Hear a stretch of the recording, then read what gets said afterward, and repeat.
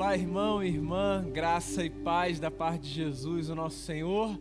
É uma alegria ter você aqui com a gente nesse domingo de Páscoa, dia da vitória da vida, dia da ressurreição do nosso Senhor Jesus Cristo. Que bom que você está com a gente, você aí na sua casa, a gente aqui na igreja, mas para celebrar a data mais importante do nosso calendário. Eu queria, por esse motivo, convidar você para ler comigo no Evangelho segundo Mateus, capítulo de número 28. Quero ler a conhecida história da ressurreição de Jesus no domingo de manhã. Evangelho segundo Mateus, capítulo 28. Eu leio do verso 1 até o verso de número 10. E diz assim o texto sagrado: Depois do sábado, tendo começado o primeiro dia da semana, Maria Madalena e a outra Maria foram ver o sepulcro. E eis que sobreveio um grande terremoto, pois um anjo do Senhor desceu dos céus. E chegando ao sepulcro, rolou a pedra de entrada e assentou-se sobre ela. Sua aparência era como um relâmpago e suas vestes eram brancas como a neve. Os guardas tremeram de medo e ficaram como mortos. O anjo disse às mulheres: Não tenham medo. Sei que vocês estão procurando Jesus, que foi crucificado. Ele não está aqui, ressuscitou, como tinha dito. Venham ver o lugar onde ele jazia. Vão depressa e digam aos discípulos dele: Ele ressuscitou dentre os mortos e está indo adiante de vocês para Galiléia. Lá vocês o verão. Notem que eu já os avisei. As mulheres saíram depressa do sepulcro, amedrontadas e cheias de alegria, e foram correndo anunciá-lo aos discípulos de Jesus. E de repente Jesus as encontrou e disse: Salve! Elas se aproximaram dele, abraçaram-lhe os pés e o adoraram. Então Jesus lhes disse: Não tenham medo. Vão dizer a meus irmãos que se dirijam para Galiléia, lá eles me verão. Pai, essa é a tua palavra lida nessa manhã. O nosso coração está diante de ti, diante desse texto sagrado, na tua presença. Eu peço que o Senhor nos fale, que o Senhor nos ilumine a mente, nos aqueça o coração e que a tua palavra seja fonte de esperança para todos nós, em nome de Jesus. Amém. Amém. Esse é o nosso terceiro encontro consecutivo nesse fim de semana. Começamos na sexta-feira de noite, refletindo sobre a morte de Jesus, essa expressão dramática do amor de um Deus que se doa na cruz do Calvário por todos nós. Ontem, no sábado, celebramos o silêncio, a pausa, os intervalos da vida. Fomos lembrados de como as nossas experiências precisam de momentos nos quais as palavras são deixadas de lado e o nosso coração tenta discernir os acontecimentos. E é tomado também por essa esperança do que virá. Hoje é domingo de manhã, como a gente cantou no início dessa celebração. Domingo de manhã, o dia que traz a notícia que a vida venceu. Pois é, eu e você conhecemos muito bem essa história, de trás para frente, de modo que sempre que a gente se depara com o domingo da Páscoa, a gente já sabe para o que esse dia aponta. Para aquela experiência gloriosa e majestosa do Cristo que, tendo sido morto na sexta e tendo deixado o povo silente no sábado, no domingo voltou à vida. Mas eu queria convidar você a voltar atrás na história e tentar se colocar naquele contexto, naquele lugar. Tentar imaginar, por exemplo, a angústia, a dor, a expectativa, um misto de emoções e de sentimentos de todos aqueles e de todas aquelas que seguiam a Jesus. Era domingo de manhã. O texto de Mateus não fala sobre isso, mas outros evangelistas dizem que essas mulheres, Maria Madalena e a outra Maria, que foram ver o sepulcro no domingo de manhã, foram levando consigo perfumes, foram embalsamar o corpo do Senhor. O dia anterior era o sábado, no sábado eles não faziam nada, mas no domingo de manhã, no raiar do dia, essas mulheres se dirigiram para o jardim onde o corpo de Jesus estava, para que elas pudessem embalsamar, honrar o corpo e a memória do seu Senhor, do seu Cristo, do seu Mestre. E Mateus nos conta que quando essas mulheres vão ao sepulcro, algo miraculoso, sobrenatural acontece. Mateus é quem dá esse registro. Mateus fala, por exemplo, de um grande terremoto, de um anjo que desce dos céus e que rola a pedra da entrada. Quero lembrar você que essa pedra da entrada, que é rolada, posta fora pelo anjo do Senhor, que aparece no domingo de manhã, ela foi posta naquele lugar a partir do esforço de muitos soldados no dia anterior. Quero recapitular esse capítulo da história. Os líderes religiosos que fizeram com que Jesus fosse preso e crucificado, eles levando a notícia aos líderes políticos de que os discípulos de Jesus disseram que o Mestre ressuscitaria, e o próprio Jesus disse o mesmo. Essa liderança político-religiosa fez com que no sábado homens fossem postos à frente do sepulcro, e fez também com que aquela pedra pesada fosse selada, de modo que não houvesse a menor chance dela ser removida. Nos dias de Jesus, as pedras que tapavam os lugares onde os corpos eram enterrados, eram postos, eram pedras muito pesadas, de modo que elas não poderiam ser tiradas pela força de um ou dois homens. Era necessário que algumas pessoas se dedicassem a mover uma pedra de um sepulcro. E o texto conta que, milagrosamente, depois de um terremoto e da chegada de um anjo, a pedra da entrada do sepulcro é removida pela força desse anjo, que se assenta sobre ela, como quem espera alguém chegar.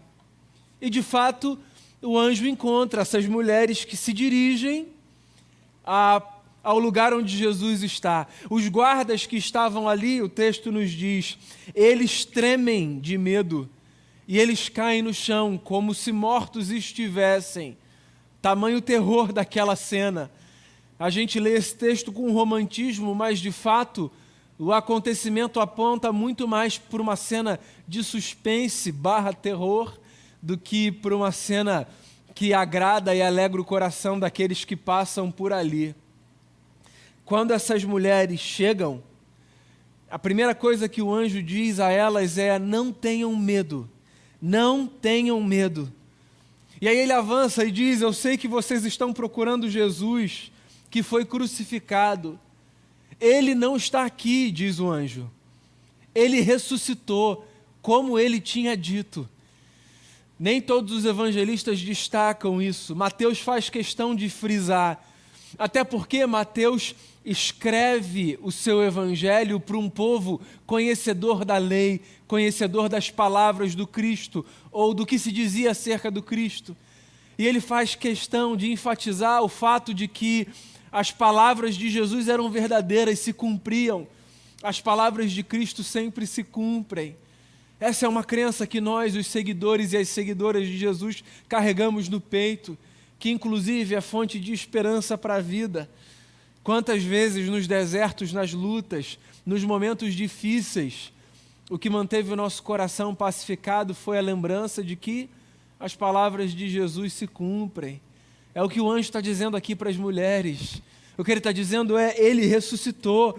Aconteceu exatamente da forma que ele disse que aconteceria, porque as palavras do Cristo são verdadeiras, as palavras de Jesus a nosso respeito, a respeito da sua presença na nossa vida, a respeito do futuro que ele nos reserva, futuro de paz, de justiça, de alegria. As palavras de Jesus são fiéis e verdadeiras. Ele ressuscitou, ele disse que isso aconteceria, e de fato aconteceu, diz o anjo às mulheres. E então ele as chama e diz assim: venham ver o lugar onde ele jazia. E aí eu posso imaginar essa cena, o anjo que estava sentado sobre a pedra, removida da porta do sepulcro, agora desce num salto e conduz aquelas duas mulheres para dentro do lugar onde o corpo do Senhor deveria estar, onde ele estava. E quando elas entram, elas se deparam com essa cena inesperada, espetacular, assustadora, um misto de sentimentos, um misto de emoções. E então o anjo diz a elas o seguinte: vão depressa e digam aos discípulos dele, ele ressuscitou dentre os mortos e está indo adiante de vocês para Galiléia. Lá vocês o verão. Notem que eu já os avisei. Vão depressa e digam aos discípulos que estão na Galiléia, ele ressuscitou dos mortos. Eu acho isso muito bacana. Na verdade, há muitas coisas interessantes aqui, a começar pelo fato de que o anjo dá a duas mulheres a incumbência de levarem a notícia da ressurreição do Senhor. Que notícia podia ser mais gloriosa do que essa? Aos discípulos de Jesus, que outra notícia eles queriam aguardar, receber, mais do que essa, a de que seu Senhor, que tinha sido morto na sexta, estava vivo novamente, andava pelas ruas da Judéia e rumava em direção à Galiléia. A notícia mais majestosa foi outorgada a duas mulheres para que elas levassem adiante. Talvez isso não seja motivo de muito espanto para mim e para você, mas para um cenário como era o cenário da cultura de Jesus no primeiro século, num tempo e num lugar em que o testemunho das mulheres não era válido, as mulheres não podiam testemunhar num tribunal, porque a voz das mulheres para aquele tempo e para aquela cultura não era uma voz válida como testemunho. E é exatamente as mulheres desacreditadas, marginalizadas, relegadas a uma condição subhumana, que o anjo diz, vão, contem isso, contem aos discípulos que ele ressuscitou e digam mais, ele está indo para Galiléia. Isso é muito simbólico, isso é muito forte. A Galiléia não foi apenas o lugar onde Jesus mais passou o seu tempo ao longo do seu ministério. A Galiléia também foi o lugar do primeiro encontro com a maior parte dos seguidores mais próximos de Jesus. Foi na Galiléia que Jesus chamou os seus primeiros discípulos. E quando ele volta para a Galiléia para se encontrar com essa gente, de alguma forma ele aponta para um recomeço. É muito simbólico isso, é metafórico, mas é carregado de importância. Jesus nos chama para recomeços. Às vezes Jesus nos faz levar o nosso coração e a nossa mente para aqueles momentos do início da nossa experiência de fé. Às vezes a gente é reaquecido na fé, a chama da fé é reaquecida no coração, exatamente quando nós voltamos na memória, no afeto, nas lembranças, para o lugar onde nós, pela primeira vez, nos encontramos com Ele. Ele poderia encontrar os discípulos em qualquer lugar, mas ele vai para Galiléia, onde tudo começou ali, tudo recomeça ali. Já está aí uma lição da ressurreição. A ressurreição é a notícia de que há recomeço, de que há a possibilidade da história se refazer. Ele ressuscitou, diz o texto, e ele está indo adiante de vocês para Galiléia. E quando vocês chegarem lá, vocês o encontrarão. E aí o texto diz, no verso 6, que as mulheres saem depressa do sepulcro e que elas saem correndo para anunciar aos discípulos. Mas olha só que coisa interessante, elas saem amedrontadas e cheias de alegria. Que coisa curiosa, um misto de sentimentos, um misto de emoções, é o que a ressurreição coloca diante de nós. É claro, porque por mais que a notícia de que alguém que tinha partido voltou, seja a notícia que quem ama aquele ou aquela que partiu mais deseja, por outro lado, vamos combinar que ninguém está acostumado a receber uma notícia desse tipo. Quando você recebe a triste notícia de que alguém se foi porque você o perdeu ou a perdeu para a morte, por mais que tudo que você mais desejasse fosse a presença daquela pessoa, você não espera alguém dizer, não em sã consciência, fulano voltou, está aí. Então, por mais que essa notícia encha o peito de alegria, ela também traz muito medo, muita angústia. Essas mulheres correm, mas elas correm carregando o que elas têm em si. Isso Mais uma vez, a gente está diante de uma lição muito metafórica e simbólica da vida. A vida é assim, a gente corre, e enquanto a gente corre num misto de alegria e de medo, a gente corre rindo, a gente corre chorando, a gente corre com coragem, a gente corre tremendo, porque nós somos essa gente que carrega sentimentos mil, e às vezes os nossos sentimentos se misturam, e a gente tenta discernir as coisas, e tudo que a gente tem para oferecer, às vezes, é nada mais, nada menos do que uma confusão de afetos que nos preenchem. Elas estão correndo em obediência à voz do anjo, elas estão seguindo, mas elas têm medo, porque gente de fé tem medo e se assusta. Agora elas também têm alegria, porque a notícia mais maravilhosa que elas podiam receber, de fato elas receberam. E aí o texto avança e diz assim no verso 9: de repente, Jesus as encontrou e disse: salve, a saudação de Jesus. E elas se aproximam dele, e elas o abraçam, e elas o adoram. Se aproximam, abraçam e adoram, se rendem, se prostram, abraçam os pés. Elas continuam reconhecendo Jesus como Senhor. Elas não dão esse abraço que a gente está acostumado a dar, elas dão o abraço da reverência. Elas se prostram aos pés, elas sabem quem Jesus é o Mestre, a quem elas devotaram a vida.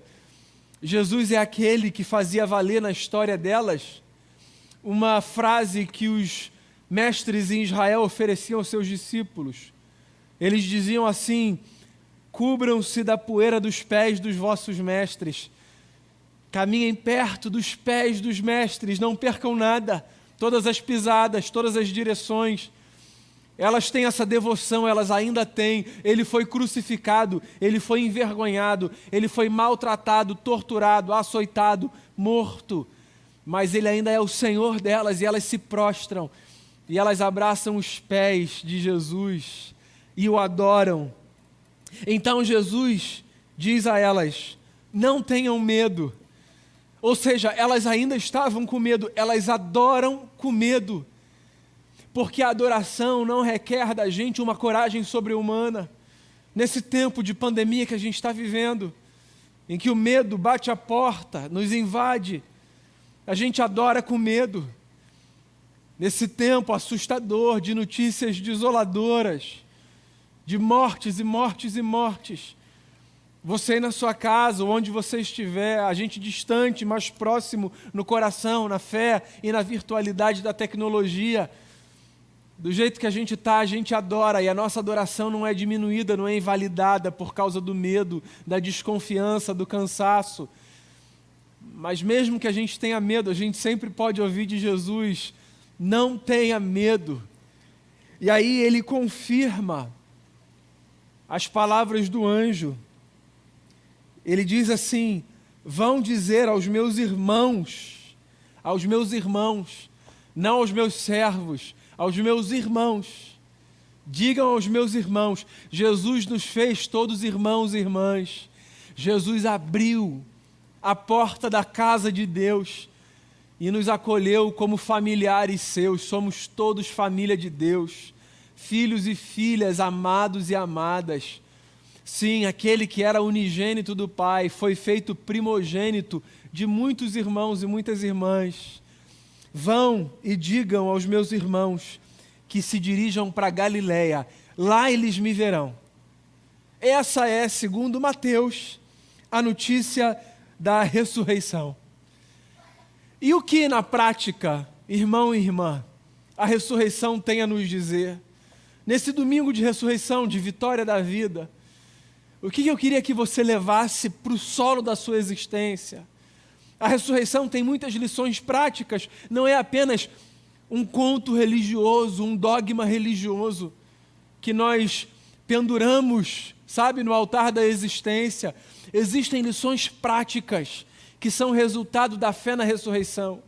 Por exemplo, em primeiro lugar, o que eu quero dizer a você é que a ressurreição nos traz a lembrança do triunfo da esperança. Sim, é por isso que a gente começou essa celebração cantando Ele vive, Ele reina. Hoje é domingo de manhã. E se antes de tudo isso acontecer, a notícia é o sol não quer brilhar, tudo é solidão. Agora que a gente já sabe que Ele ressuscitou, a boa notícia é a esperança vence. A esperança sempre vence. Eu queria lembrar você disso.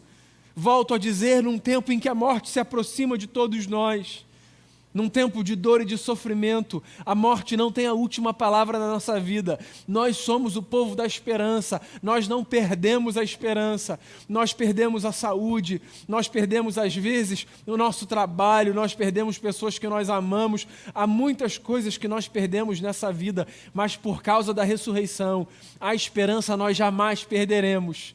Nós somos o povo da esperança, o povo da cruz, por causa da ressurreição. É o povo da esperança. E é por isso que não apenas no domingo, mas todos os dias na sua existência, de segunda a segunda, você pode respirar fundo, com esperança no coração, porque se a vida venceu a morte, se o domingo chegou depois do silêncio do sábado e da tortura da sexta, então ninguém rouba a esperança de nós. Pois é, a ressurreição do nosso Senhor também me traz a lembrança de que, por causa do domingo, existe sempre e sempre existirá uma semente para uma nova história na vida. Sim, essa é uma das lições mais potentes que a ressurreição de Jesus me traz. A lembrança de que sempre existe, em algum lugar da existência, um universo silencioso nascendo ali. Sempre existe. A ressurreição de Jesus é a notícia de que, no meio do silêncio que o sábado traz, depois do choro que a sexta impôs, em algum lugar há um universo de novas possibilidades nascendo para mim e para você. A ressurreição não é apenas a lembrança de que Cristo no seu corpo ressuscitou. A ressurreição também é a boa notícia de que coisas novas podem acontecer, de que novas sementes de vida podem brotar. A ressurreição me faz olhar, por exemplo, para a visão do vale de ossos secos do profeta Ezequiel. Naquele cenário de morte, ele vê a vida voltar à existência. A ressurreição de Jesus me faz lembrar das palavras de Jó, o homem que sofre e que olha para a árvore seca e diz: ao cheiro da água ela brotará. Ao cheiro da água ela brotará. A ressurreição de Jesus me faz lembrar que existe uma semente para uma nova história na minha vida e na sua vida. Nós sempre podemos recomeçar, nós sempre podemos fazer de novo, nós sempre podemos nascer mais um dia para uma nova existência, nós sempre podemos caminhar mais, sempre, sempre, sempre. Por quê? Porque a ressurreição é a notícia de que existem coisas que vão à terra para que, germinando, façam nascer novos frutos, novas flores, nova vida dentro de mim e dentro de você. A história não acabou, a sua vida não acabou, a sua esperança não acabou, os seus dias não acabaram.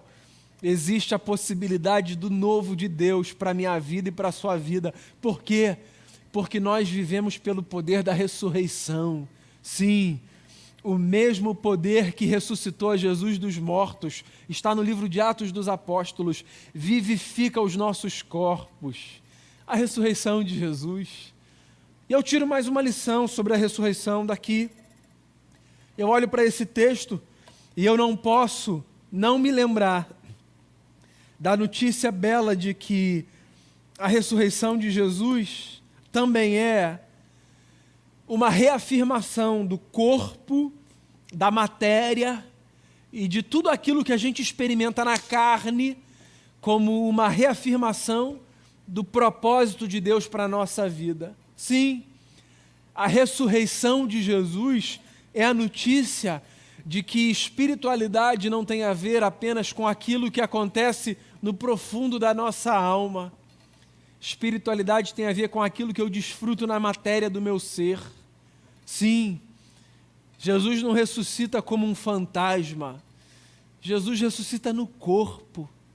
E a prova disso é que quando essas mulheres, Maria Madalena e Maria, sua mãe, se aproximam dele, o que elas fazem é dar um abraço. A ressurreição é a notícia de que o que Deus tem para a gente tem toque, tem cheiro, tem sabor, tem gosto. É a notícia de que a vida de Deus para a gente, ela se experimenta no chão que a gente pisa, no toque que a gente dá no próximo, no prazer que a gente sente na carne e no corpo. A gente precisa abandonar essa visão pagã, grega, de que o que importa é o espírito, de que isso aqui não vale nada. Não, a ressurreição é a reafirmação do corpo, é a notícia de que tudo aquilo que é fonte de prazer, de satisfação, e que se coaduna com a ética e com as virtudes do Evangelho, tudo isso está à nossa disposição para que com isso a gente celebre a vida que Deus nos deu. E talvez poucas coisas ilustrem isso com tanta propriedade quanto a privação do toque, do abraço, que desde março do ano passado a gente experimenta. Como faz falta um abraço em quem a gente ama, um abraço sem medo. Como faz falta, certo? O cheiro que a gente sente da pessoa que a gente ama perto, mas que por alguma razão está distante nesse tempo esquisito. Você percebe que espiritualidade tem a ver também com o que acontece no corpo, com o afeto que a gente troca, com o que a gente proporciona um para o outro. Jesus ressuscita no corpo, e essa é uma reafirmação de que o propósito de Deus para a nossa vida está nos prazeres diários, no abraço, no beijo, no carinho, na comida que a gente come, nos encontros que a gente tem, na comunhão que a gente desfruta, no partir do pão, nas orações, na mão que se estende, na ajuda que a gente oferece. Isso tudo tem a ver com a ressurreição. A vida venceu, meu amigo. A vida venceu, minha amiga. E você sabe qual é a grande pergunta que a ressurreição coloca diante da gente?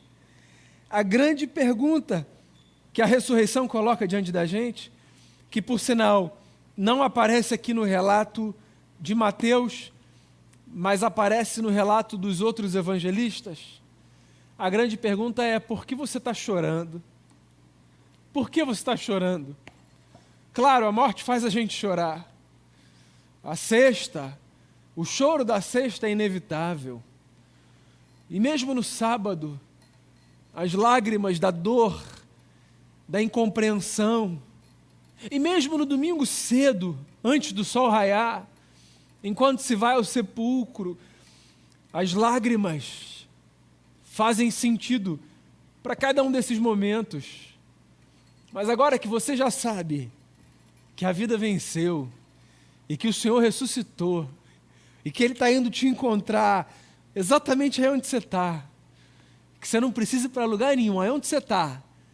É como os discípulos que iam para Galiléia, eles estavam lá, Jesus foi lá.